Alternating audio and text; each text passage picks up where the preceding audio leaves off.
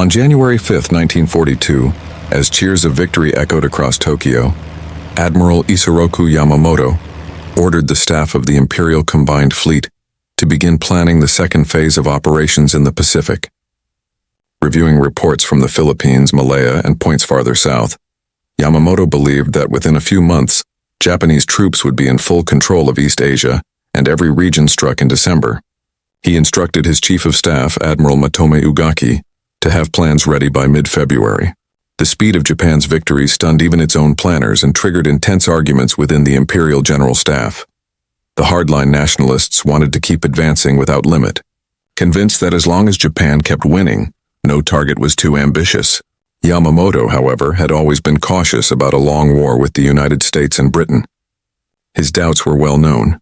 In fact, one reason he remained at sea aboard the flagship Yamato was that his colleagues feared he might be assassinated in Tokyo for publicly opposing endless war.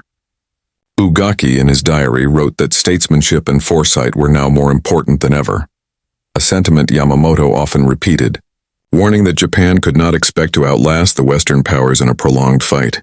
Yamamoto's criticism extended even to top political figures like Prince Kono, whom he accused of failing to define what kind of war Japan was actually fighting. Months before Pearl Harbor, he had already voiced his concerns to Ryoichi Sasakawa, leader of the ultranationalist Kokusuikai organization. During a meeting at the Imperial Navy Club, Yamamoto told him that while Japan might enjoy early victories, spreading like an octopus across the Pacific, such momentum could not last. He predicted that Britain might be shaken once Singapore fell, and would then be open to peace talks. Having served at the London Naval Conferences in 1930 and 1934, and as naval attaché in Washington from 1926 to 1928, Yamamoto knew Western leaders well. He believed Japan had only a year and a half of advantage after its opening victories, enough time to secure peace if used wisely. By January 5th, Japanese successes appeared overwhelming. The American battleships at Pearl Harbor had been crippled. The British battleships Repulse and Prince of Wales sunk off Malaya.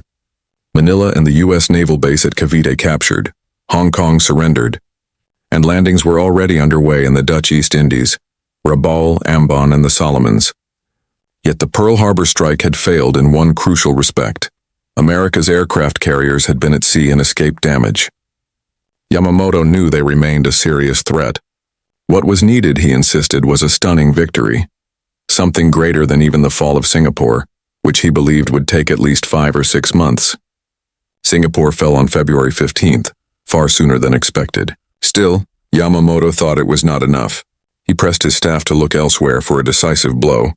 He rejected attacking the Soviet Union, since the army was already heavily engaged in China and Southeast Asia. Instead, he favored an Indian Ocean campaign, striking at Ceylon to lure out and destroy the British Far Eastern Fleet, and then driving toward the Middle East to potentially link with German forces in the Caucasus. Such a move would secure oil for Japan and cripple Britain's power in Asia. But the army refused, unwilling to commit resources so far west. That left 2 other possibilities. Tokyo's naval general staff pushed for an invasion of Australia, cutting off American bases by taking New Guinea, New Caledonia, Fiji, and Samoa. Some officials were already drafting occupation plans for Australia and New Zealand, but Yamamoto opposed the idea, arguing it would take too long and fail to deliver the dramatic shock needed to discourage the Americans. He understood that the Pearl Harbor attack had only hardened American resolve. Even the capture of Singapore, he believed, would not break their will. In January, Yamamoto ordered a new plan. 2 months later, his officers carried to Tokyo what became known as the MI Plan. It called for drawing out the U.S. carriers into a decisive battle near Midway, where they could be destroyed. Alongside it was the AL Plan, envisioning operations against the Aleutian Islands and possibly even Alaska, with the long-term hope of threatening Hawaii or even America's west coast. Yamamoto argued that these victories would give Japanese leaders the leverage to negotiate peace. The admirals in Tokyo debated fiercely. Some favored focusing on Australia, others on consolidating gains. But in the end, Yamamoto prevailed. The potential importance of Singapore's fall or the looming collapse of Bataan and Corregidor was overshadowed by events in April and the daring Doolittle raid. On April 18, 16, B-25 bombers under Lieutenant Colonel James Doolittle struck Tokyo and other cities. Though the damage was minor, the psychological shock was enormous. For the first time, the Japanese homeland had been attacked. It was proof that the Americans were not beaten and were only beginning to fight. This raid pushed Yamamoto's Midway plan forward with urgency. In June, the operation ended in disaster. 4 Japanese carriers were destroyed. Yet the scale of the defeat was hidden, known only at the highest levels of the Navy. While Yamamoto gambled at Midway, Japanese forces elsewhere pressed into the South Pacific. Rabaul had been captured on January 23rd, followed by bombing raids and reconnaissance flights over New Guinea and surrounding islands. The Japanese bombed Darwin in February, invaded Salamaua in March, and in May launched a move toward Port Moresby. But there, in the Coral Sea, they were checked by American and Australian resistance in the first carrier versus carrier battle in history. Though the Japanese occupied Tulagi, their advance toward Australia was stalled. By mid-1942, Yamamoto's vision of a quick, decisive end to the war was slipping away. The very victories he had hoped would secure peace instead led to overextension, and the Doolittle raid made clear that the United States was far from defeated.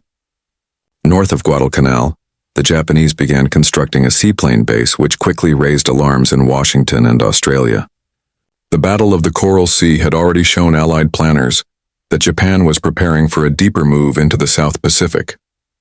General Douglas MacArthur warned the Australian government to prepare for an attack and cabled General George C. Marshall requesting 2 aircraft carriers and 1,000 planes. But in Washington that May, Admiral Ernest J. King, Chief of Naval Operations, informed Marshall that until the end of June, the U.S. would have only 2 operational carriers in the entire Pacific, while Japan already had 10. At the same time, Pacific Fleet Commander Admiral Chester W. Nimitz had given advance warning of a major Japanese offensive, which proved to be the Battle of Midway. While the Midway operation unfolded, Japanese forces pushed into New Guinea and the Solomon Islands. Major General Tomitaro Hori landed the South Seas Force at Salamaua, while Japanese naval troops secured Lae and began constructing an airfield there. Separately, the Imperial General Staff had drawn up plans for the Port Moresby operation. Lieutenant General Harukichi Hyakutake was ordered to continue the advance toward New Caledonia, Fiji, and Samoa, with the expectation of resuming the offensive against Port Moresby by July. The Japanese expected Admiral Yamamoto's combined fleet, fresh from its Midway victory, to provide cover. Even after Midway turned into a disaster, which Tokyo falsely reported as a Japanese victory, the Imperial General Headquarters did not change its plans. Soon after, Australian sources alerted MacArthur that the Japanese were preparing for further moves. Confident in what they believed was a victory at Midway, MacArthur suggested launching a preemptive strike against New Britain and New Ireland, followed by an attack on Rabaul, the main Japanese naval and air base in the region. With 2 carriers, 1,000 aircraft, and an amphibious division, he argued the Allies could push the Japanese back to Truk. On June 12th, General Marshall presented MacArthur's proposal to Admiral King, though he asked for 3 carriers instead of 2, plus 1 Marine division and 3 Army divisions. King opposed the plan, partly because it placed MacArthur in command, and also because he believed carriers would be too vulnerable to land-based Japanese aircraft. Ironically, the Navy would later have to deal with these very problems at Guadalcanal. Instead, King designed his own plan, a naval-led drive through the New Hebrides. MacArthur resisted, unhappy that his forces would be under Navy command, but the urgency of stopping Japan's southward advance made the argument secondary. The Joint Chiefs of Staff approved King's plan, assigning Phase 1, the capture of the Santa Cruz Islands, Tulagi, and nearby areas, to King's command. In their eyes, Guadalcanal was just another island with no immediate strategic importance, so much so that it wasn't even named in the early planning. To appease MacArthur, Phase 2 would give him responsibility for clearing the remaining Solomons, Rabaul, and New Guinea. King's approach required fewer forces and fit his vision of a defensive line in the South Pacific. Thousands of troops were already training in New Caledonia, and General Henry H. Arnold had sent several Army Air Force squadrons to the region. King also reinforced Samoa and Efate in the New Hebrides and planned for a base in Tonga.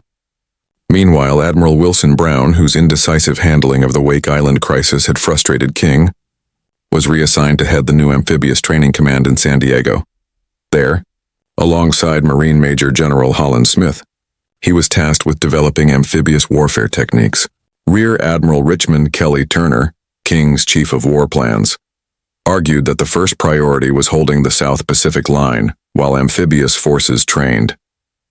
The second phase would be a combined U.S.-E Australian and New Zealand offensive through the Solomons to the Bismarck Archipelago and the Admiralty Islands. The third phase would target the Caroline and Marshall Islands, and the fourth would move toward either the Dutch East Indies or the Philippines. King approved the concept, seeing it as fully aligned with his own vision. Vice Admiral Robert L. Gormley, then serving as a naval observer in London, was chosen to command the South Pacific Force.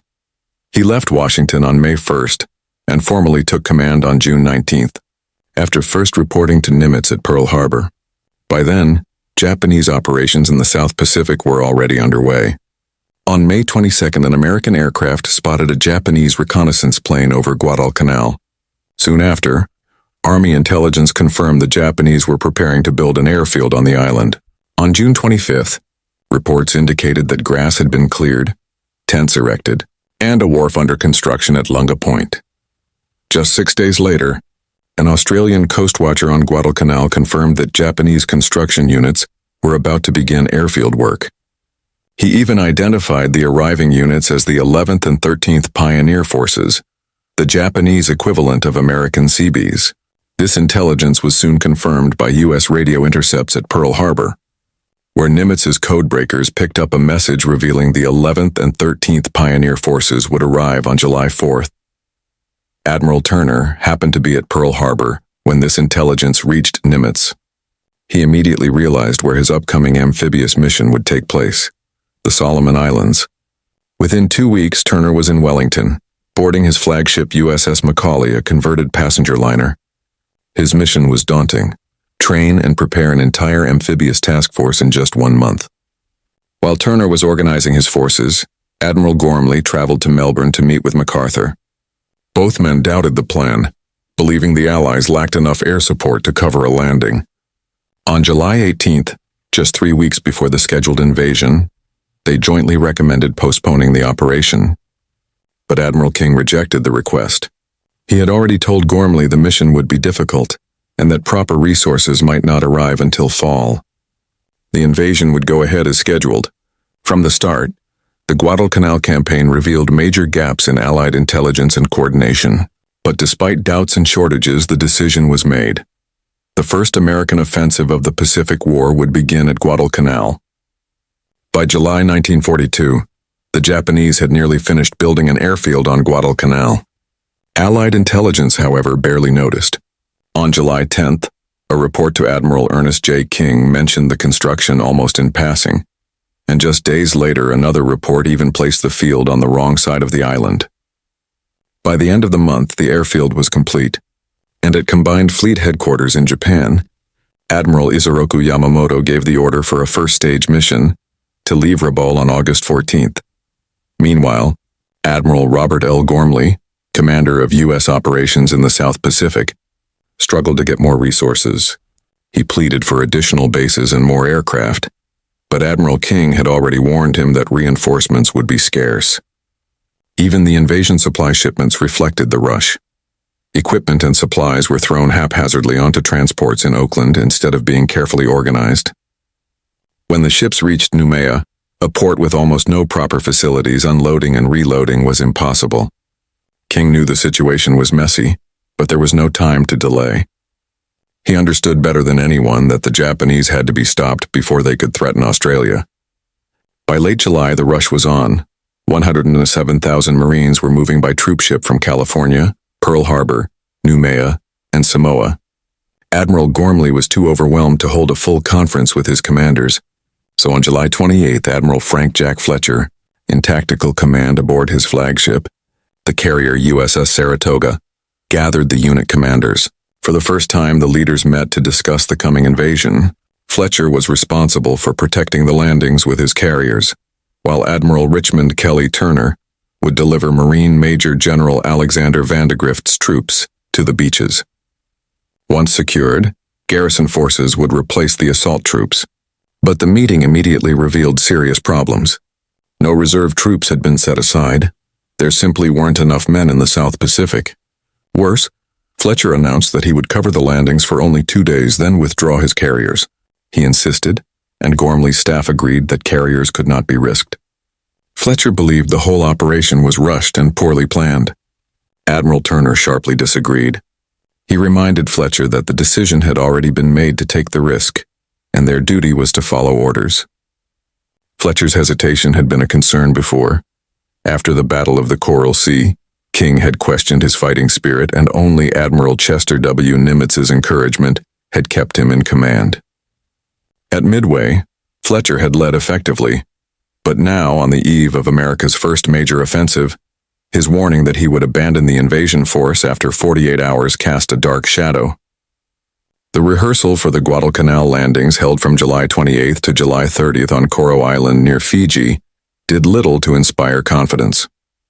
Only a third of the troops managed to get ashore, and once there, many were unsure of their tasks. General Vandegrift considered the exercise a complete failure. Still, there was no time for changes. On July 31st, the Marines reboarded their transports and sailed for Guadalcanal. On August 6th, as the invasion fleet of 75 ships neared the Solomon Islands, Fletcher pulled his carriers farther from danger, though he promised to provide air cover as planned. If Allied intelligence had underestimated the Japanese presence on Guadalcanal, Japanese intelligence was even worse. They had no idea an American invasion was coming. In July, Japanese strategy was focused on New Guinea. Major General Tomitaro Hori's South Seas Force had landed 2,000 troops near Buna, planning to build airfields for a renewed drive on Port Moresby. Japanese bombers and fighters struck Port Moresby almost daily, while their air units supported the beachhead. In response, Allied air forces launched counterattacks on Japanese positions at Lae. During this time, Admiral Yamamoto remained aboard his flagship Yamato, anchored at Hashirajima in Japanese waters. Confident and relaxed, he was preparing for operations against Australia, not expecting an American counteroffensive.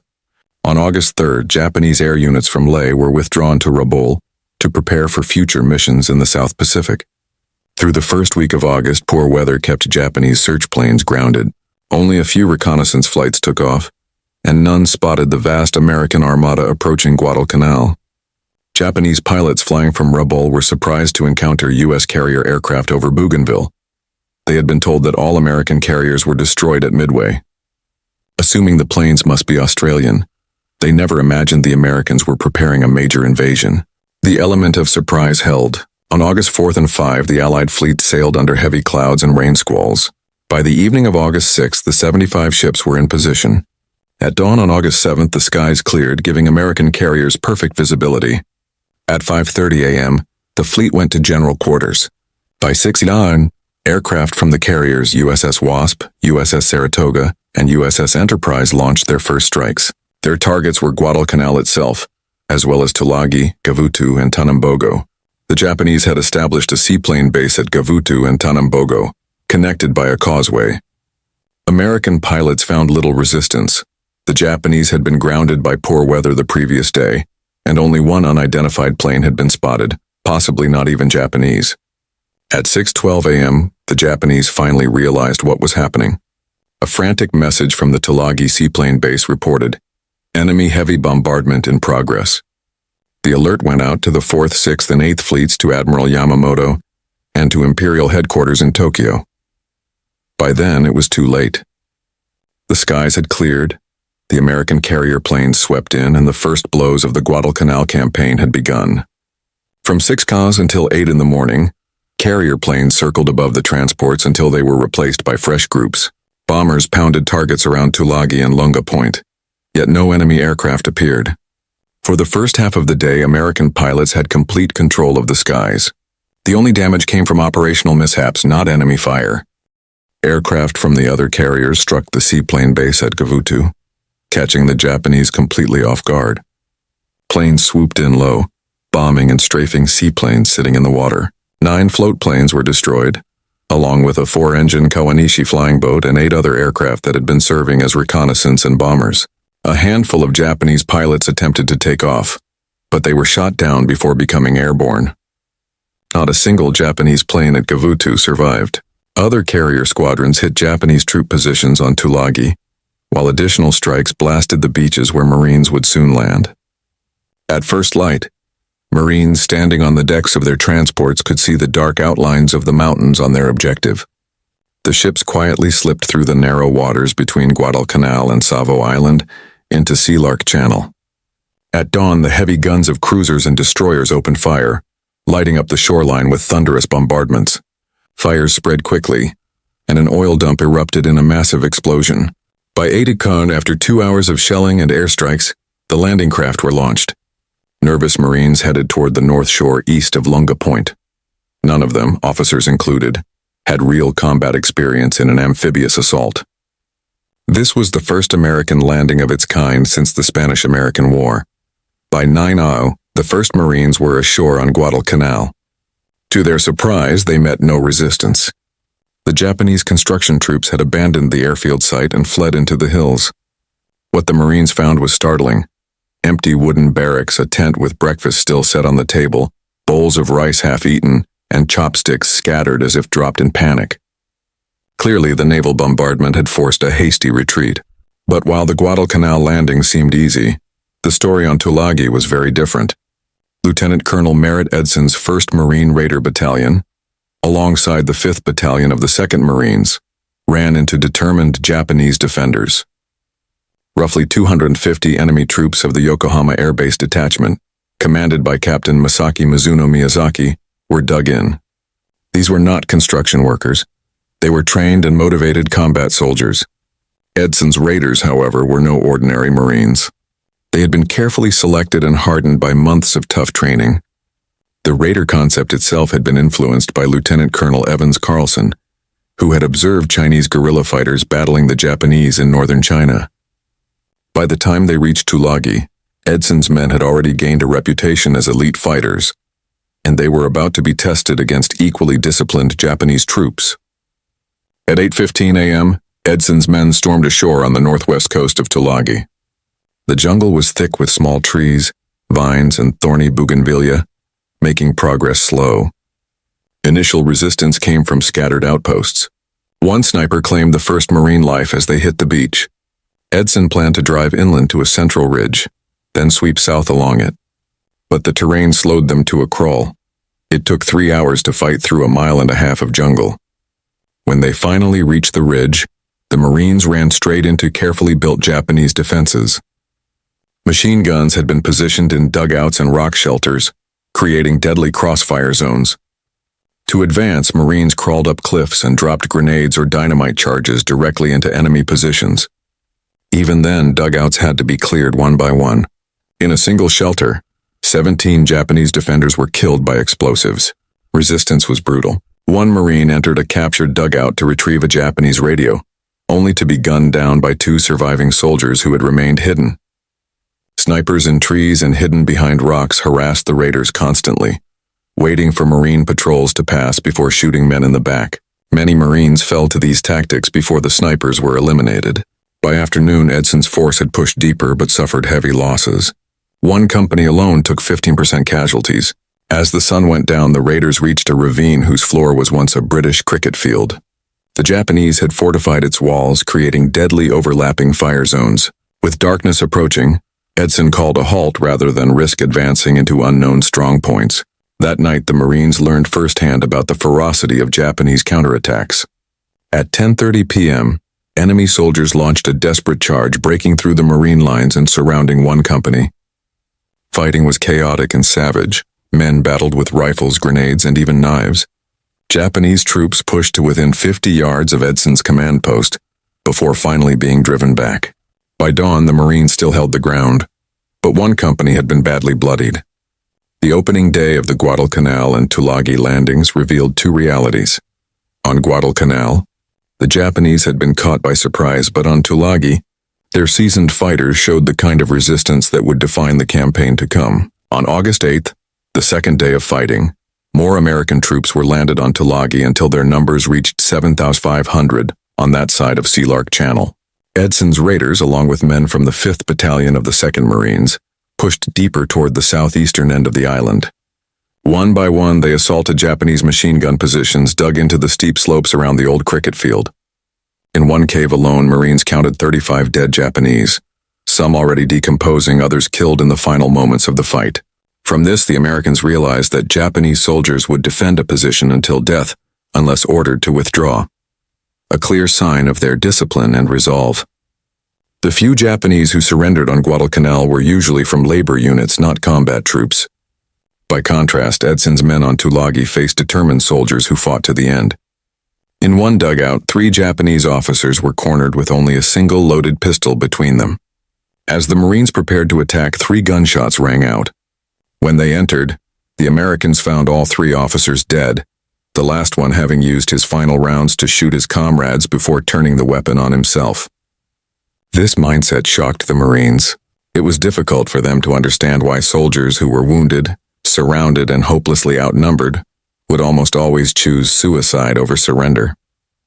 But soon the pattern became clear. Some Japanese pretended to give up, only to pull hidden pistols, charge with bayonets, or detonate grenades that killed themselves along with nearby Marines. After these encounters, American forces stopped expecting surrender. From then on, Japanese troops were fought on their own terms. By the end of the second day, Tulagi was declared secure, though Japanese snipers continued to harass the Marines for days afterward. One story captured the stubbornness of the fighting. Gunnery Sergeant Angus Goss moved ahead of his men to assault a cave near the cricket field. He tossed grenades inside only to have them thrown back. After narrowly escaping his own blast several times, he finally tried a satchel charge filled with dynamite. The Japanese threw that out too, and the explosion wounded Goss in the leg with rock fragments. Furious, he grabbed his submachine gun, stormed into the cave, and gunned down 4 Japanese soldiers, finding 8 more already dead inside. If Tulagi was fierce, the fighting on Gavutu and Tanambogo proved even worse. The landings there began late in the morning, and only a small number of Marines were committed because few expected strong resistance. But since the Japanese had built a seaplane base on those islands, they were heavily fortified. The first Marines ashore faced only scattered rifle fire, but by the time the second wave landed, the defenders had regrouped about 500 yards inland and poured on heavy fire. By the third wave, landing craft were being hit before reaching shore, and casualties mounted quickly. Both Gavutu and Tanambogo were dominated by small hills less than 150 feet high. That elevation, combined with prepared defenses, gave the Japanese a deadly advantage. Their machine guns, automatic rifles, and stockpiled ammunition made every position a fortress. The Marines had to fight for each bunker and dugout. The Japanese simply refused to retreat. At Tanambogo, the battle turned especially brutal. The Marines brought in tanks during the early waves, but Japanese soldiers swarmed them. They jammed crowbars under the treads, hurled grenades, and tried to ignite them with gasoline-soaked rags. In one case, a tank commander opened his hatch and used the tank's machine gun to kill 23 attackers, before being stabbed to death by a Japanese soldier who climbed on top. Another attacker then tossed burning rags inside, setting the vehicle ablaze. By mid-afternoon, it was clear the Marines needed reinforcements. A unit that had landed earlier on nearby Florida Island, where no Japanese were present, was called in. The Marines managed to take Tanambogo, but they could not secure the causeway connecting it to Gavutu. Reinforcements were ordered in at dusk, and naval vessels provided a 5-minute bombardment beforehand. Unfortunately, one shell hit a fuel dump near the beach, lighting up the shoreline like daylight. As the Marines advanced, they were completely exposed against the backdrop of the sea, and Japanese machine guns from the hills cut into them. 2 boatloads of Marines managed to land, but the coxswain of a third was killed, causing the boat to veer back out to sea. Believing orders had changed, other landing craft followed, leaving the 2 groups stranded on shore with only the concrete pier for cover. As they fired back, the tracers gave away their positions. More men fell wounded before one boat returned to evacuate them. Meanwhile, Japanese forces launched a counterattack on the beach. Captain Crane, the Marine officer in command, was cut off with 5 men. They hid in the brush until nightfall, then slipped back to the beach once the Japanese withdrew. It wasn't until 4 a.m. on August 8th that more American reinforcements landed and finally secured the causeway. When the battle began, there were about 500 Japanese troops on Gavutu and Tanambogo. By the end, none remained. Meanwhile, early on August 7th, the Japanese radio station on Tulagi had managed to send a brief signal to Rabaul announcing the American invasion. The shocking news reached Japanese airfields just as bombers were preparing for another day of attacks against Australian positions in New Guinea. Those missions were cancelled at once, and every available plane was ordered to strike the invasion fleet. Before they could take off, however, came more grim news. Tulagi's seaplane base had been completely destroyed, and contact with the island had gone silent, a sure sign that it had fallen. At 8:30 a.m., a formation of 27 twin-engine Betty bombers lifted off from Rabaul, escorted by 180 Zero fighters.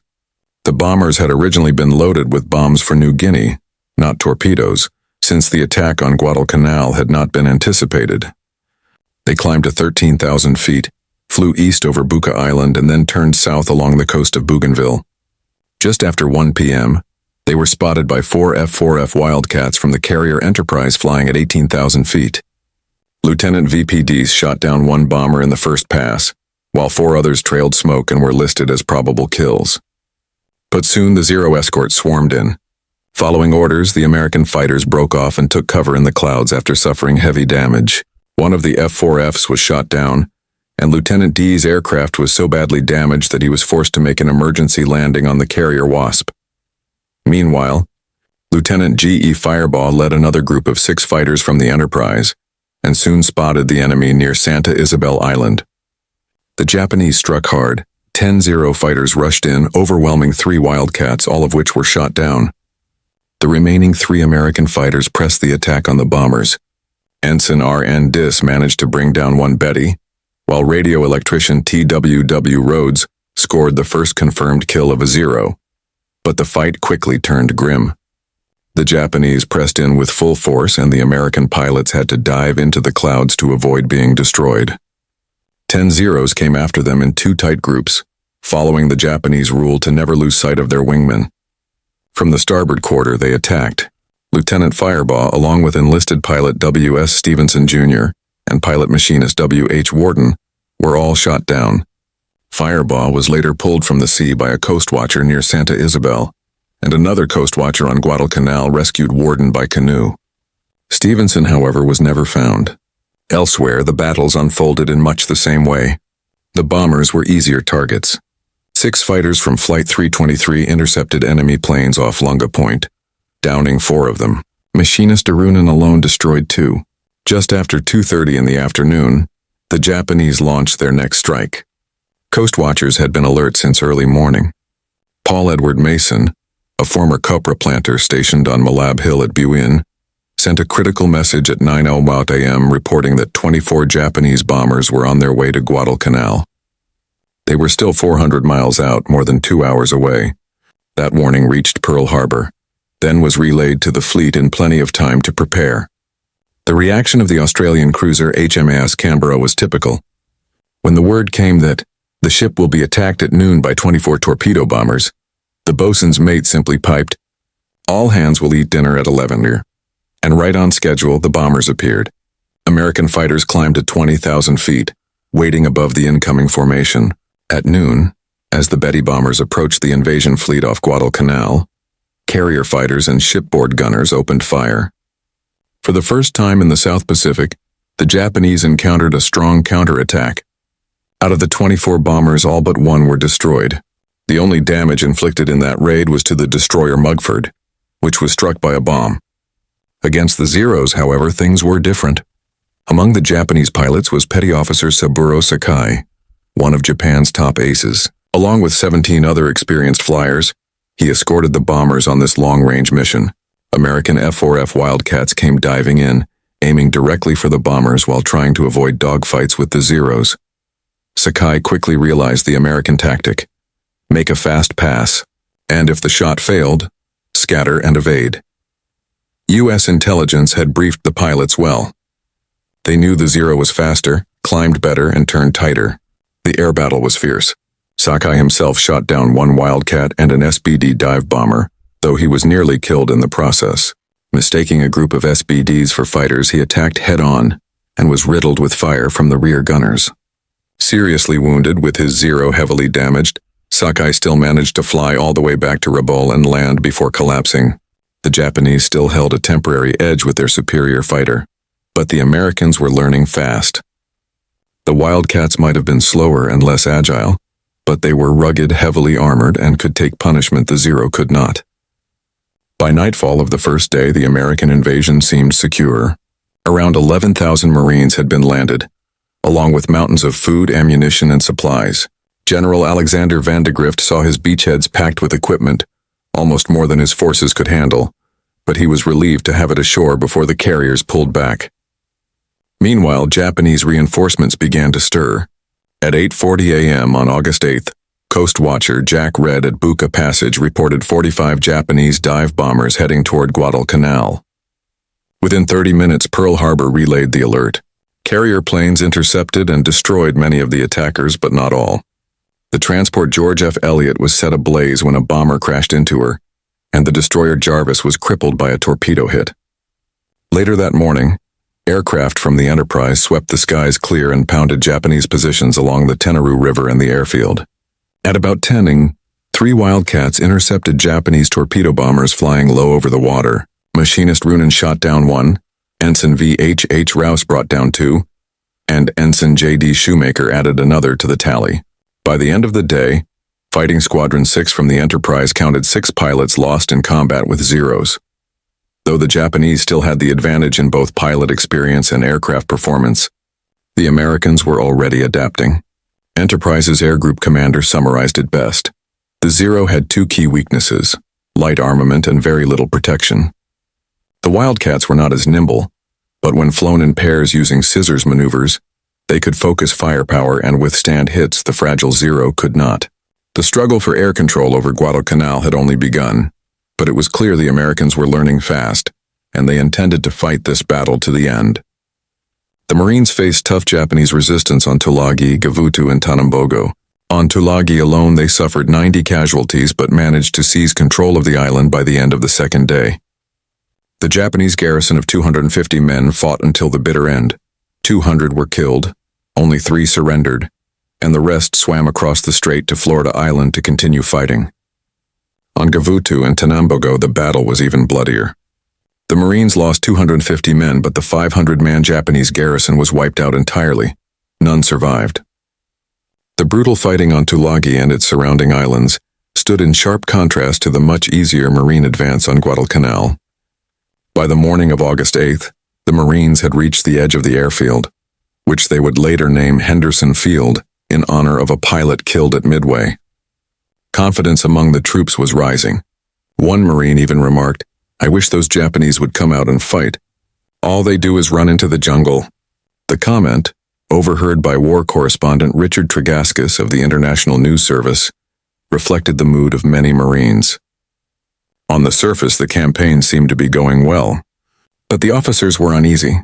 The ease of the first 2 days felt suspicious. At sea, things looked equally promising. The Japanese had shown little resistance.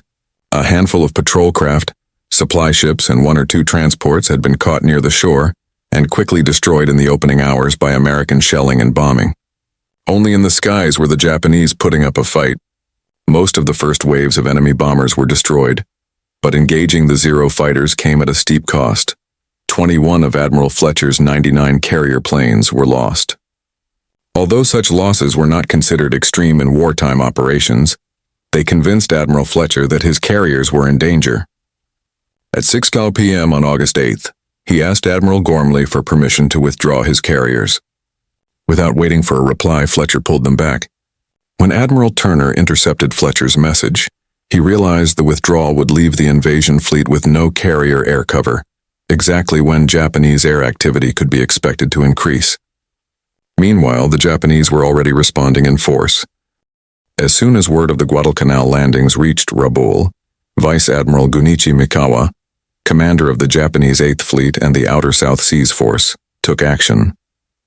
He loaded 6 small transports with reinforcements, escorted by destroyers, and sent them toward Guadalcanal to support the 2,000-man garrison already there. But the convoy ran into the American submarine S-38, operating out of Australia after the fall of the Philippines. The S-38 sank the transport Mayo Maru, taking 342 troops down with it. The loss, combined with reports of the massive American invasion fleet, convinced Mikawa that reinforcing Guadalcanal immediately was too risky. He recalled the remaining 5 transports. By then, however, Japanese naval reinforcements were already underway. Early on the morning of August 7th, as the Tulagi garrison sent its final radio message, 5 heavy cruisers departed Kavieng on the northern tip of New Ireland. 3 headed northeast toward Manus Island in the Admiralty Group, while 2 steamed directly for Rabaul. Mikawa soon ordered all 5 cruisers to converge on Rabaul. Shortly after noon, the cruiser Chokai, escorted by a destroyer, entered Simpson Harbor. The other 4 cruisers waited in St. George's Channel between New Ireland and New Britain until the Chokai rejoined them later that afternoon.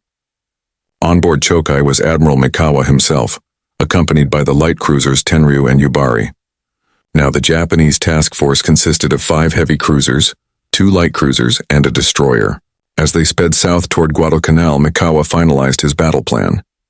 By slowing their advance, they could delay their arrival until after midnight on August 8th, striking the Americans with a surprise night attack at the beachhead. Mikawa knew the Americans had carriers in the area, while he had none, but by attacking at night, he would avoid American aircraft entirely, since the U.S. Navy had no history of effective night flying or night naval combat. The Japanese, on the other hand, had made night operations one of their specialties. Mikawa's challenge that afternoon was timing, how to get close enough to Guadalcanal without arriving too soon and revealing his presence. A surprise strike, he believed, could devastate the American fleet and buy crucial time for Japanese ground forces. What Mikawa didn't know was that several weaknesses in the American command system, poor coordination of air searches, and a lack of effective intelligence methods would all play into his hands. For naval intelligence, the Americans around Guadalcanal depended heavily on aerial reconnaissance and submarine reports. Coastwatchers were valuable, but their use in spotting warships was limited. Earlier in the day, U.S. B-17 bombers sighted the Japanese cruisers moving south toward Rabaul. Later on the evening of August 7th, the submarine S-38 again spotted Mikawa's force leaving St. George's Channel. The submarine commander sent his report to Brisbane, but both reports were dismissed by U.S. naval commanders. Rabaul was a major Japanese naval base, and it was considered routine for warships to move in and out of the harbor. American leaders saw no clear sign that the Japanese cruisers were actually heading for Guadalcanal. At this stage, Admiral Gormley was in charge of coordinating the entire American attack. For reconnaissance, he had to rely on 3 separate sources: long-range B-17 bombers of General MacArthur's U.S. Army Air Force and the Australian Air Force, tasked with covering the Bismarcks and especially Rabaul; Admiral McCain's land-based Naval Air Force, which included PBY Catalina patrol planes and seaplane tenders, responsible for watching the northern approaches such as Truk and the Marshalls. Admiral Fletcher's carrier aircraft meant to perform short-range patrols, but Fletcher, preoccupied with his carrier's safety, launched no searches at all. Admiral Turner studied the maps and quickly recognized a critical risk. The Japanese had a natural approach to Guadalcanal through the Slot, the channel running down the west coast of New Georgia, between Choiseul and Santa Isabel, then past Colombangara and Florida Island, straight toward Guadalcanal's northern coast. Turner knew this route gave the Japanese a direct path to strike. For August 8th, a series of aerial searches had been planned. 4 PBYs were to fly from Nandi in Fiji, sweeping a 700-mile triangular route. 6 PBYs from Espiritu Santo would search northeast across the Santa Cruz Islands toward the Bismarcks. 6 PBYs from Ifate would patrol across the Slot and west of Guadalcanal. 3 B-17s would scout north of Guadalcanal. But when Turner reviewed the plan on the night of August 7th, he noticed a glaring gap. The central stretch of the Slot, the most obvious approach route, had been left uncovered. Turner asked Admiral McCain for a special search of the area the following day. Somewhere between Turner's flagship, McCain's headquarters, and the seaplane tender Mackinac at Ifate, the request was lost. The result: on August 8th, the Americans completely failed to search the very waterway the Japanese would use to approach Guadalcanal.